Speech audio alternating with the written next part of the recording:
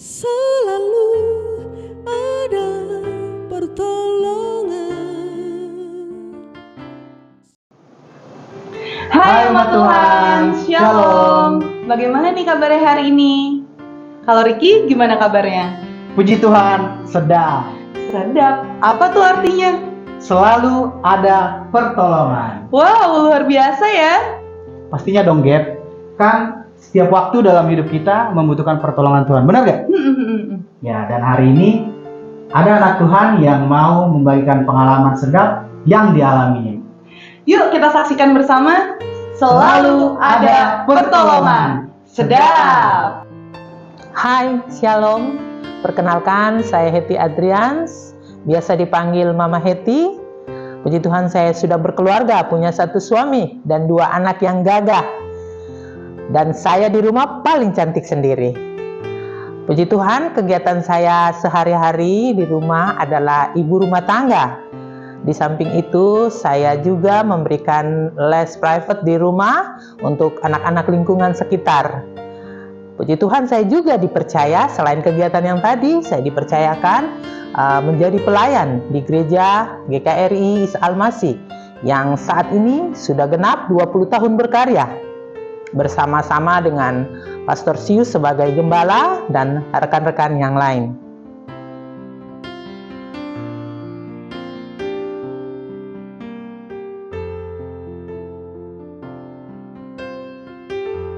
Di gereja, saya dipercayakan sebagai elder bidang didaskalia liturgia, panitia bidang acara, dan beberapa bidang di pelayanan kategorial.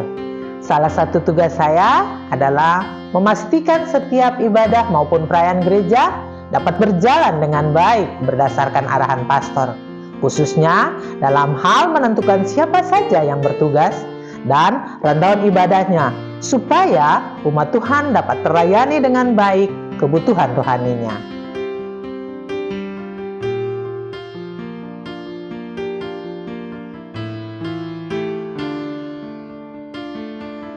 Tahun 2020, dunia dilanda COVID-19 termasuk Indonesia. Waktu itu pemerintah memutuskan untuk lockdown dan kita semua nggak bisa lagi beribadah bersama-sama di gereja.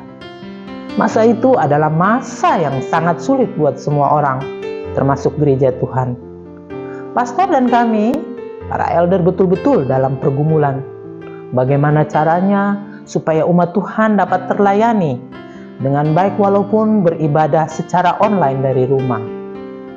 Adakah pelayan yang bersedia melayani di gereja dengan kondisi COVID yang menakutkan karena nyawa taruhannya? Bagaimana jika karena saya tugaskan mereka lalu terjadi apa-apa dan itu berdampak bagi keluarganya?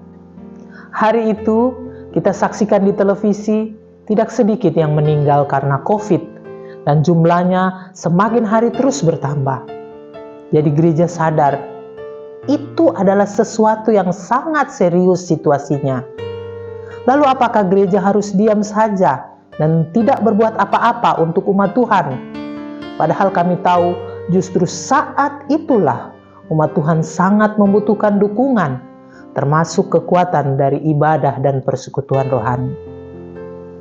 Kami berdoa, kami memohon hikmat dan pertolongan dari Tuhan.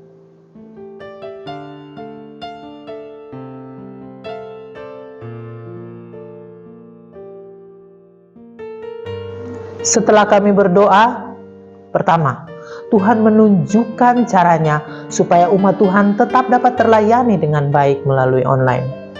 Ibadah hari Minggu maupun tengah minggu tidak ada satupun yang terlewatkan. Ibadah perayaan Natal, ibadah Paskah dan retreat gereja tetap bisa terlaksana dengan baik, dengan antusias dan penuh sukacita.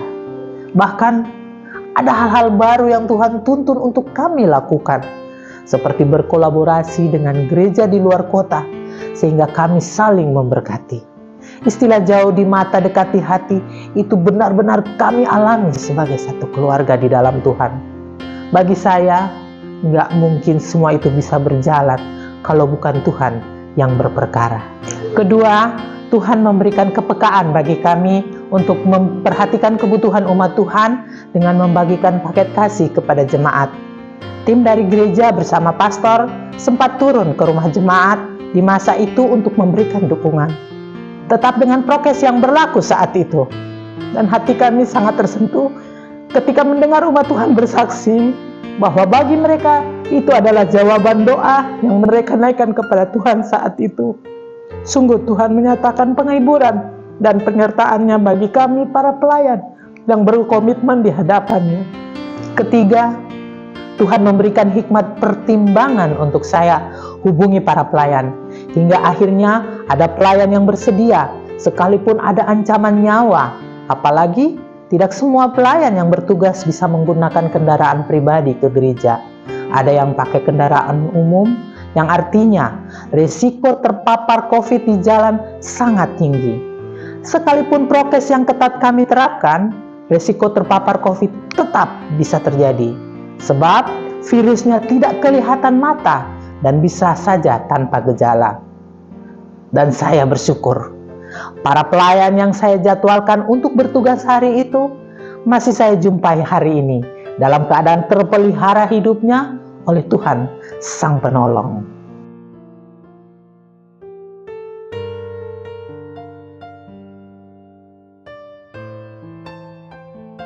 Untuk umat Tuhan, tetaplah giat beribadah menjelang hari Tuhan yang mendekat.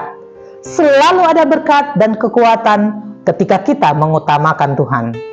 Untuk para pelayan, tetap semangat terus melayani dengan karunia yang ada padamu. Karena waktu dan cara Tuhan menolong kita selalu amazing. Wah, luar biasa ya cara Tuhan menolong anak-anaknya. Iya ya, Gap. Kita bersyukur punya Tuhan yang hidup dan selalu peduli ya. Amin. Nah, umat Tuhan diberkati dan dikuatkan. Ingat ya, ikuti terus. Selalu ada pertolongan. Sedap. Sampai jumpa. Bye-bye. Kau Tuhan yang tak pernah mengecewakan, rancanganmu penuh damai sejahtera, penyertaan